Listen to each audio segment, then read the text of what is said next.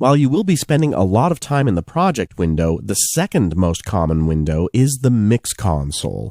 And it is a separate window, or you could use the MixConsole in the lower zone, but to really gain the power of everything that the MixConsole has to offer, you'll need to use it in its own window. And you can access the MixConsole either from the Studio menu right here, or with the keyboard shortcut of F3, which is my personal favorite. And you'll see that it is a separate window, so you could put this on a separate monitor, like I mentioned before. But I'm going to maximize it right now so that we can see it in my entire monitor. And then let me take you through some of the basics. At the bottom of the MixConsole, you see the faders for your inputs and all the different track types and the all-important stereo output. But at the top of the MixConsole, you see all these tabs. These are called racks, and the racks you can open and close just like you do the tabs in the inspector.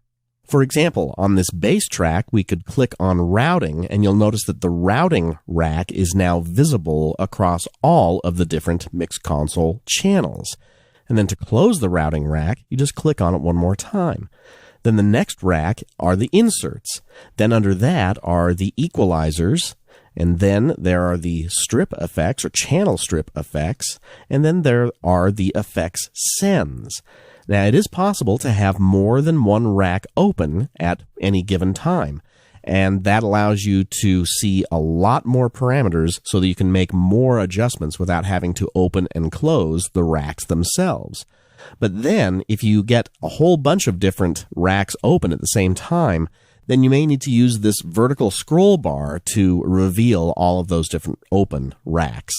The other way that you can do it is to move your mouse wheel up and down, and that will scroll you through the top and bottom arrangement of all of those open racks.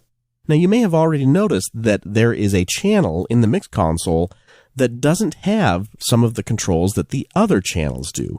For example, this particular channel does not have any equalizers.